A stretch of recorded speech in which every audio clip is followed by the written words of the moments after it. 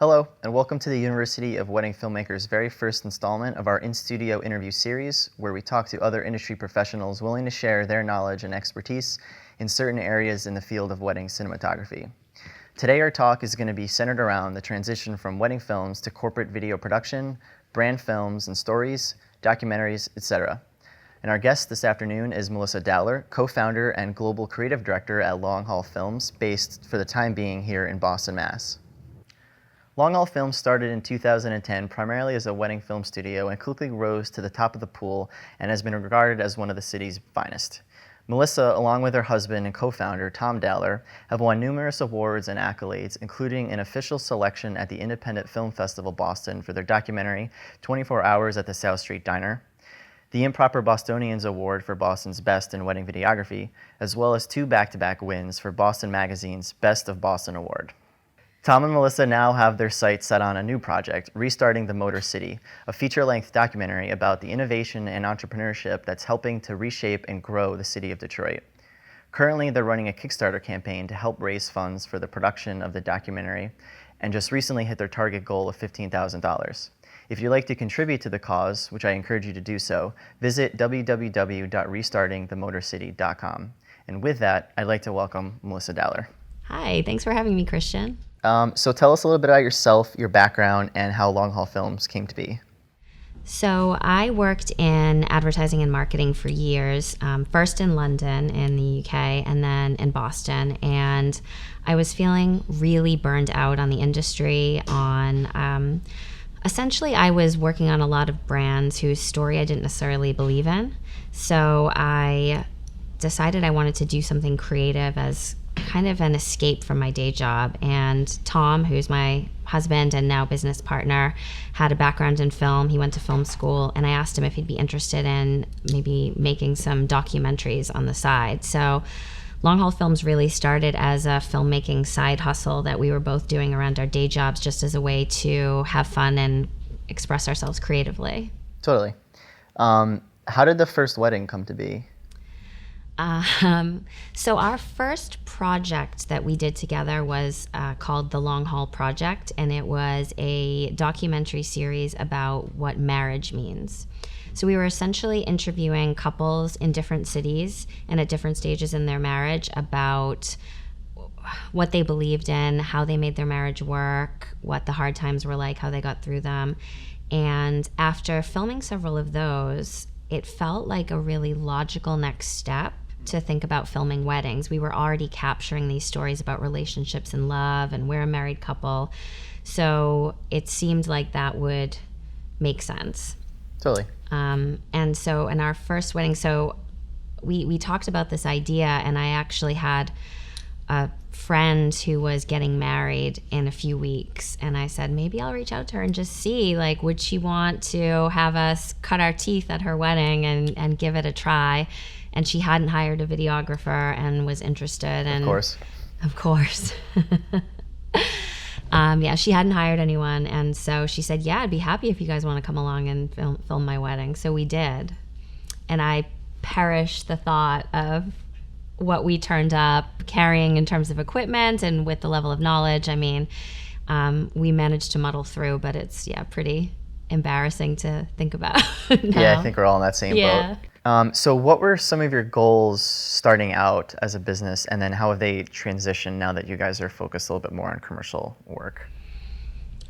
That's a really good question. I was, with goals, something I've actually found is that the more things change, the more they stay the same. And when we decided that we were going to transition from making films on the side to going full-time with Long Haul Films, primarily focused on weddings, our goal was that we wanted to work with really cool people and make a really great creative product and have a freedom to express ourselves and make something that we believed in that we just didn't have in our day jobs.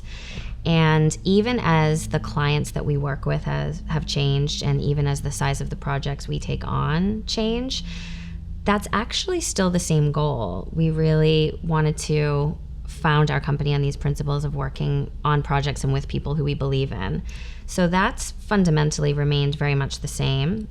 When we started out, we were a lot more focused on making wedding films, and we've kind of lost count now, but over the course of the past 5 years, we've shot something like 150 weddings. And one of the things that's always been important to us is that we've always wanted to bring enthusiasm and a fresh perspective. And I think something that we realized was that to diversify into commercial work beyond just doing the weddings enabled us to keep things fresh in a way that just doing weddings week in, week out, we felt like we weren't necessarily going to be able to bring, certainly not at the level that we were doing weddings, at least.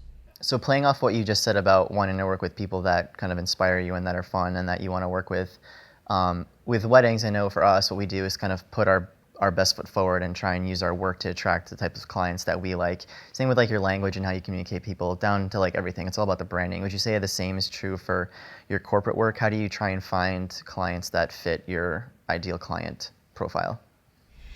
We definitely realized early on that not every client was going to be an ideal client for us, both on the weddings and on the commercial side. And I think especially for me, coming out of the advertising world, working with clients who I didn't feel as much of a connection with, I always knew that I wanted our clients at Long Haul Films to be people and brands whose values aligned with ours.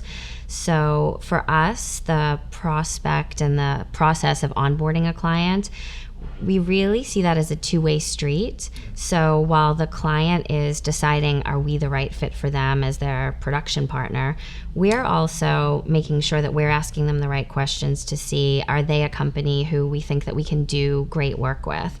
And so we're analyzing a lot, and we're asking ourselves a lot of questions around what are their values and vision? Is it something that we can really understand and connect with and do a good job of telling a story about?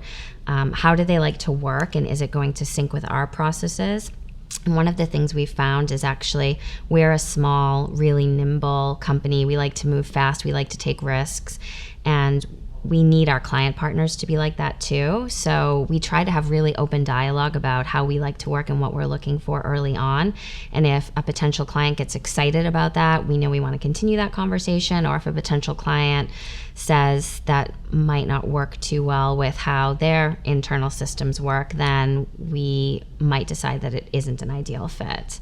And that was really always the same for us with weddings too. We've always really wanted to make sure that the fit felt right from both sides and that we were excited about the partnership as much as the client was. Gotcha. How do you approach a new corporate client? Because you obviously want to make sure that they're the right fit. So there's almost like an interview process on your side, trying to dissect them and what they're about. How do you handle it when they're really just like, what's your day rate kind of thing, but you really want to kind of explore the relationship and see where it could go? How do you handle that sort of beginning stage of the conversation with them?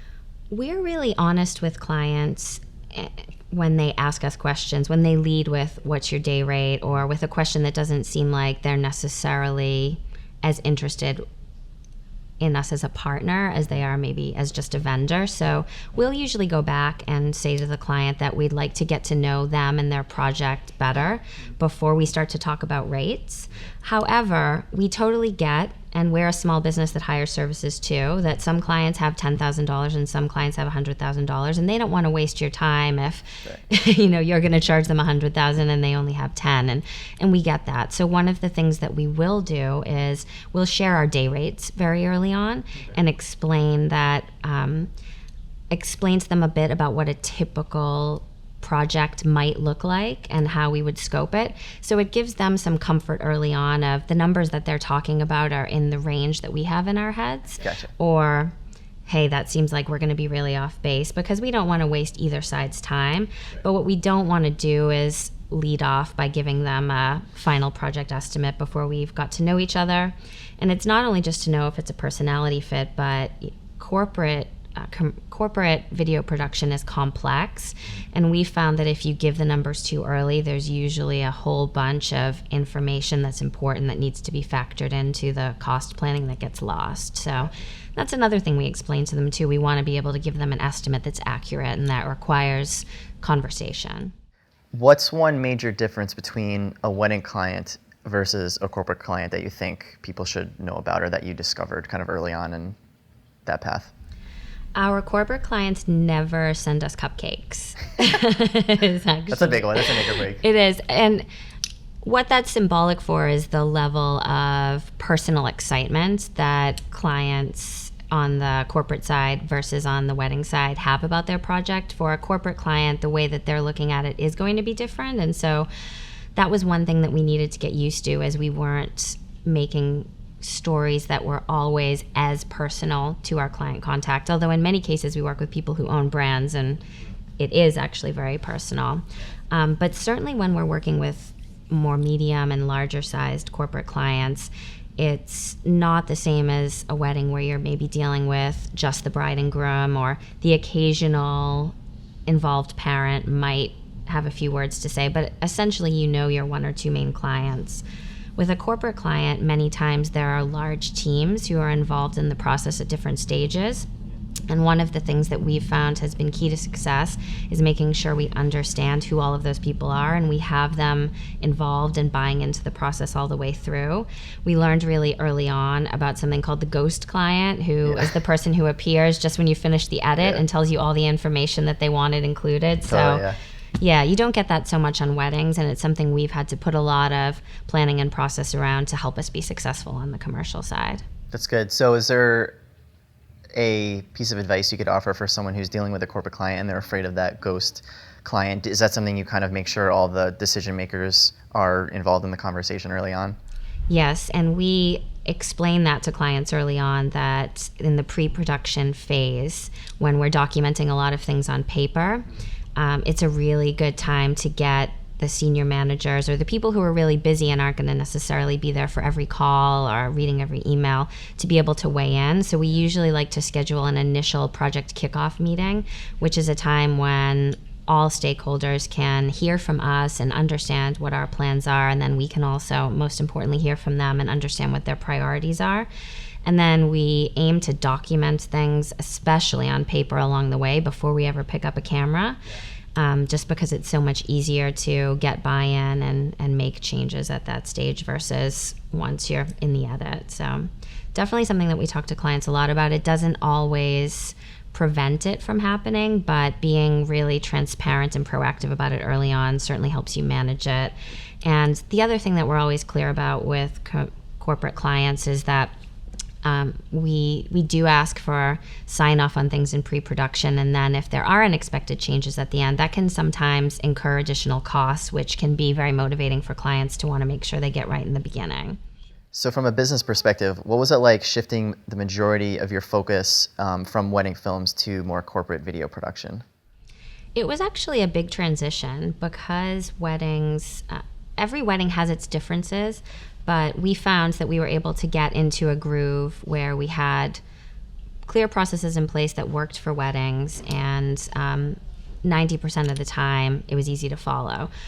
With commercial clients, we found that every project is a little different, and we've definitely had to come up with ways of creating new processes to help us prepare for those and manage those. There's a lot more pre-production work in general that has to happen with corporate clients compared to wedding clients. So as I mentioned, before we even pick up a camera, we're doing so much more in terms of planning, documenting, creating schedules, storyboards, creative treatments. We do a little of that on the wedding side, but there's so much more on the corporate side. So we've really had to retrain ourselves and our team to be able to do a lot more of that pre-production type of work with clients. There's also a lot around strategy, and this is something that I was able to bring from my advertising background.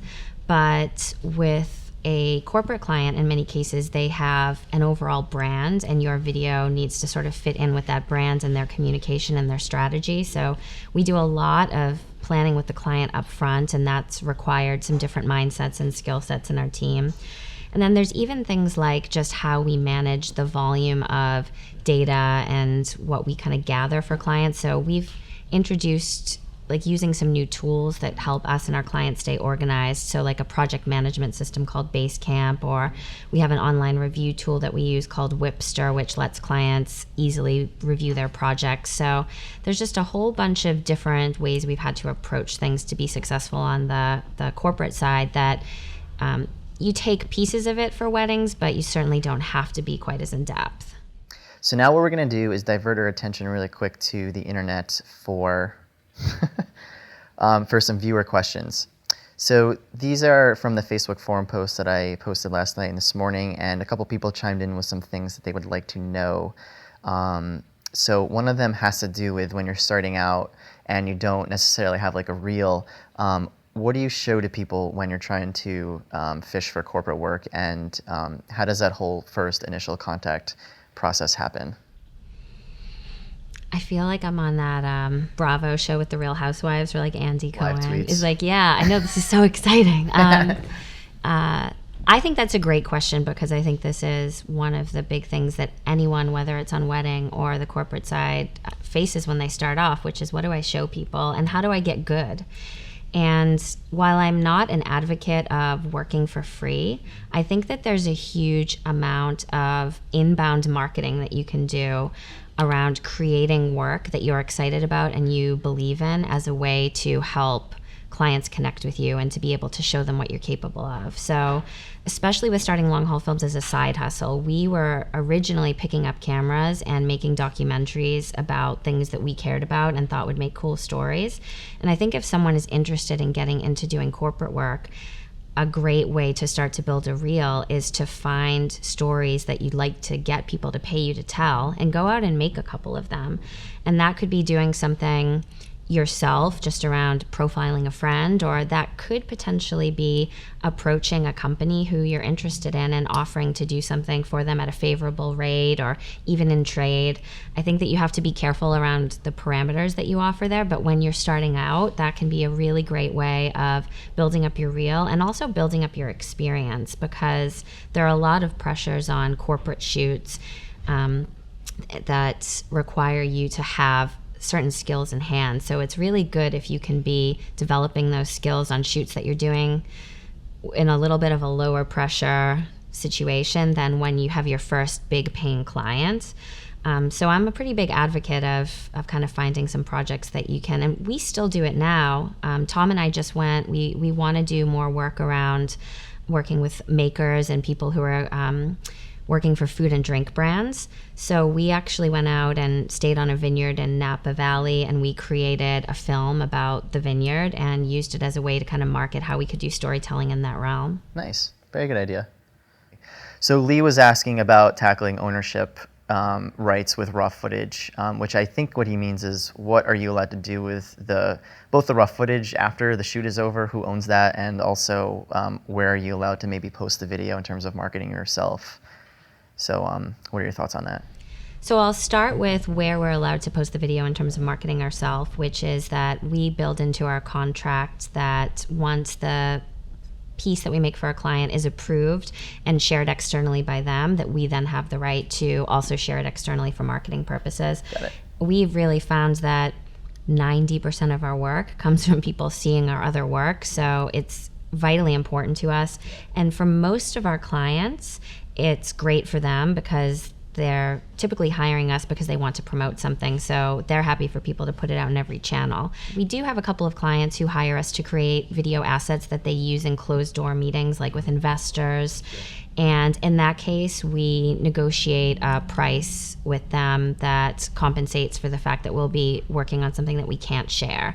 So we essentially ask them to pay a fee to keep the material private. Right. Which is similar to what you do with like an NDA client for a wedding anyway. Exactly. Very similar. We had the same thing in our wedding contract, which is that if people didn't want us to share the trailer, there would be an extra fee that they had to pay for the lost marketing dollars. And with wedding clients, as with corporate clients, most people are creating these things to share, so it doesn't usually end up being a big discussion. If you're going to get into corporate work, it's really important to have a very good contract that takes some of these different facets into account, having a lawyer review them, and just making sure that you're being adequately compensated for the work that you provide, and that your client really understands what it is they're getting and what they need to pay if they want to get any extra. Gotcha. And so the last question we'll take is from Mike, who asked a little bit about advertising and marketing, which is kind of vague, but we can take a stab at it. So let's run a little bit with what you said before about how a lot of your clients find you via past videos you've posted. What channels in terms of marketing advertising have worked best for you guys that you found? We've certainly found that doing any form of traditional advertising is not really helpful for us on the wedding side or on the corporate side. So newspaper ads are out. Yeah, we've tried them. Sorry to annoy my friends at magazines and newspapers, but people need to see the work. Yeah. That's a huge reason. That's a huge reason why someone hires us, because they like what we've done for another client. Sure. So we've definitely found that having a really robust Vimeo presence, a really robust Facebook and Twitter and Instagram presence are key for our clients to be able to see our work, see the kind of engagement that we're getting on it. And those are also really, we think, great platforms for people to be able to see the work too. YouTube is a really great, valid platform, and a lot of our clients use YouTube for their videos, especially because it has incredible reach because of its affiliation with Google. We don't necessarily need to do marketing on that level, so we found that Vimeo is a really good place to showcase our work, where it looks really good. There's no distractions from other ads. And it's someplace we feel proud for clients to come and look and be able to see our work the way we want it to be seen. Yeah. I started to get frustrated when at the end of our wedding videos, it would offer suggestions, and one of them would be like, a funny fails compilation, and I'd be like, no. That would never ever be cool. And Facebook is a little frustrating now too, because it doesn't play in HD automatically, so it's not my favorite place for people to see our work. But I think that clients are sophisticated to get that, and it's definitely a place that they look. I think that one of the best ways of marketing yourself is through networking. And it's understanding the kind of clients who you want to work with. Hopefully, if you're like us, those are clients who you're excited to be around and who are doing things that you're interested in anyway. And we found that getting out and networking with those people in their natural environment and having real conversations where we tell them about what we do is a huge way of getting work in a very natural and authentic way. We've never really done cold calling. We've never really done email blasts or things that maybe we should have done, but we've always found that those, especially for a small company who's trying to find a small number of like-minded clients to connect with, that going out, grabbing a drink with someone who has the kind of company that we'd like to work with at a networking event often yields the best results. So I would highly recommend for people who want to get into this realm of work to sort of figure out, hey, where can I go and start to bump into people who might make great clients? For us, we knew we really wanted to work with creators and innovators. And here in Boston, there are so many networking groups for people who are in startups, for people who are making things, for people who are in the creative community. So we hung out there, and now a lot of those people hire us to make videos that they then show at those very events. And it feels very natural. I think a lot of people think, if I get into corporate work, I'm going to have to do these sales calls, and I'm going to have to show up in a suit and do a fancy pitch. And only if that's really the kind of clients you want to work with. But we found that it's actually a lot more just about connecting with the right kind of people. And anybody who owns a business nowadays is interested in video, and so many websites now it's a gap for them. So there's huge opportunities for companies of our size to work with other kind of small and medium-sized companies who aren't going to go hire big advertising agencies. So I think that there's lots of opportunities out there if you just go out and find them. So now that you've found your ideal client and you've networked with people and you have someone that you want to pitch a project to, what are some elements that make up a good proposal, in your opinion? So with proposals, I was finding this really weird thing, which is that I would be excited about the client, excited about the project, but I would procrastinate writing the proposal. I would come up with like anything else I could do. And I was like, what is my problem with this? And I realized it was because I was writing really, really boring proposals. It was like Word documents, just boring business language. I can't imagine how any client would have got excited reading it. I wasn't excited to write it. So I realized that had to change for us, not only to be able to attract the right kind of interested clients, but to actually book them. So we scrapped the way we did proposals, and we started with a whole new visual way of presenting them, which is tons of photos, got rid of Word, and we use real language in it. So we talk in our proposals how we really talk in life and how we're really going to talk to our client and how people in their videos are really going to talk. That was super important. The second thing was showing our team and our personality in the proposal. A huge reason why people want to work with you is your work. And then the other big reason is because they feel connected with you. So we try to show ourselves and who we are and give people a sense of what it's going to be like to work with us through our proposals.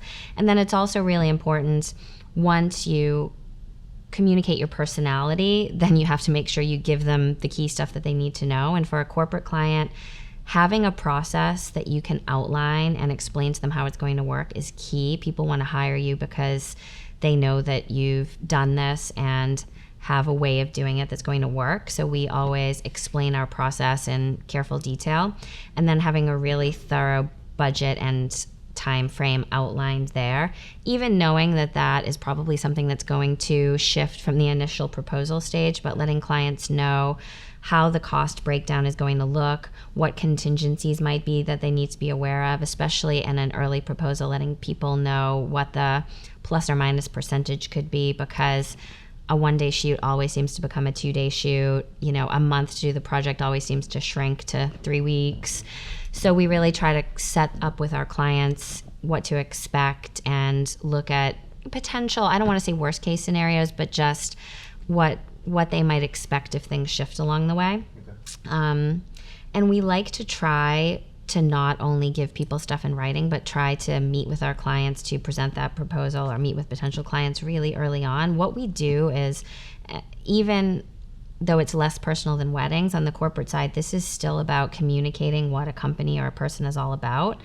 So trying to do that through a piece of paper is not as easy as sitting down and being able to communicate your passion about the project. So we really try to do as much FaceTime as we possibly can early on. Cool, good. That will be probably very helpful. That's good to throw the visual aspect into it. Don't do boring proposals. If you take one thing. What was one major unforeseen roadblock that you guys experienced when shifting more to the commercial side? One of the things that we realized was that our website and all of our external facing communication channels were very heavily geared toward weddings. Sure. And that made it a little trickier for us to attract and book bigger corporate clients. Now, from the beginning, we have always wanted to be transparent about the fact that we do corporate work and we do documentary work and we do wedding work.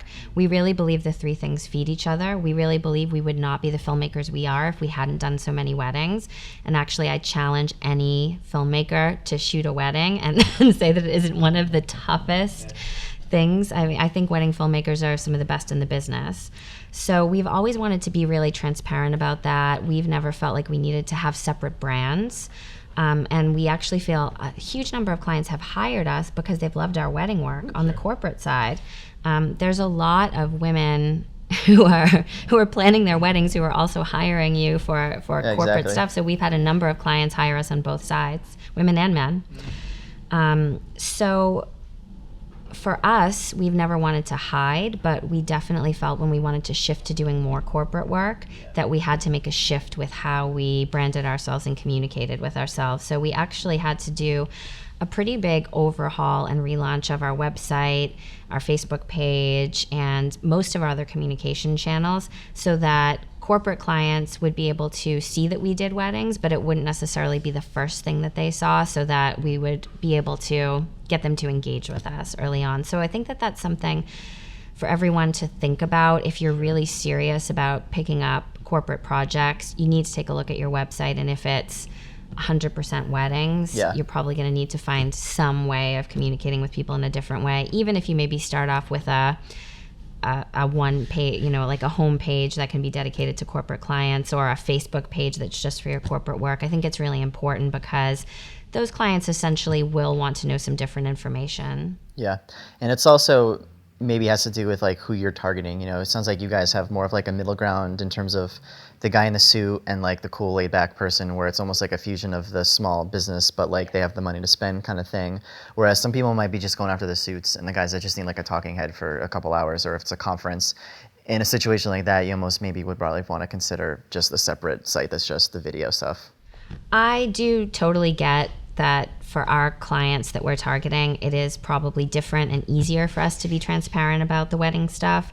I do, however, have to say that I think that transparency and authenticity are two of the things that all clients look for nowadays. Yeah. And I think that if you start off with the first thing clients see being something where you're trying to hide everything you do, it's not necessarily starting off on the right foot, and I still think it's not necessarily going to connect you to the right folks. So I think by all means lead with what's important to you, but I'm of the opinion that you should never hide and you should really be proud of all of the work that you do, even if you prioritize it or present it differently. It's my opinion that if a client doesn't want to hire you because you've filmed weddings or you sometimes filmed weddings, I would just ask, is that really the client you want to work with? And I think there are even ways you can explain to clients, we have one approach for live events, even if you want to call them that, and one approach for corporate projects. I often emphasize to clients that because we've shot live events, we're going to be quicker, we're going to be more nimble, we're going to be more able to roll with surprises, we're going to be able to work with available light in a way that different kind of crews can't. So I'm always a fan of taking what you do and positioning it in the best possible way, but not, position it to your advantage. I say never hide, just because I spent a lot of years working in an industry that was kind of all about trying to sort of hide what you were and, say one thing but do the other. And I kind of wanted my business to be all about just, this is who we are, and if you're excited about it, come on board. And I think that if you run a small business like this, I guarantee you feel the same way. So that would be my advice. But, I'm not trying to get like the big corporate suited account. So maybe don't listen to me. No, those are very good words of advice. Seriously. Super helpful. So I think the last thing we can talk about is your new project, which I'm very excited to see, and I'm super happy for you guys. So plug away with Restarting the Motor City. I'd love to hear about it. So one of the things we've been doing on the corporate side for the past couple of years is working with a company called Streetwise Media, and we've been making short documentaries about innovation and how it's affecting Boston, where we live and work. And it got us really interested in thinking about how the innovation economy and entrepreneurs are impacting different cities. And one of the cities we got excited about was Detroit. We really wanted to make a piece about what was happening in Detroit as a city that has probably gone through some of the lowest lows in the United States in the past couple of decades. And we were kind of interested to explore, what's happening there, post all the stories we've seen about, the car industry's collapse and the economic collapse there and the blight and the decay. And what we found is that there's been an amazing turnaround starting in Detroit, and that there are incredible stories of reinvention and resurgence and how innovation is reshaping it. And we decided we wanted to make a film about it. And so we've been very lucky to be able to connect with some amazing entrepreneurs and innovators in Detroit, led by the folks at Techstars Mobility, who are kind of reimagining what the transportation industry is going to look like for the future. And we have successfully launched a little over $15,000 toward our much larger, toward a much larger fundraising goal for the whole film. Sure. But essentially our plan is in 2016 that we're going to make a feature film about innovation in Detroit and tell a really interesting story that's not about all the stuff that's gone wrong there, but about all the stuff that can go right in the future and what every city can learn from where Detroit's been and where it's going. So super excited about that. Well, yes, I am excited as well. That sounds awesome. Super happy for you guys and all your success and future success. So if anyone does want to check out the Kickstarter video and contribute, which I hope that you do, the website is www.restartingthemotorcity.com. You can go and check out the trailer that they have thus far for the documentary. Melissa, it was awesome to have you. Thank you again so much. Really eye-opening and insightful stuff. I hope everyone makes good use of it. And for more tips and tutorials and information for the wedding film industry, please keep in touch at our website at www.universityofweddingfilmmakers.com.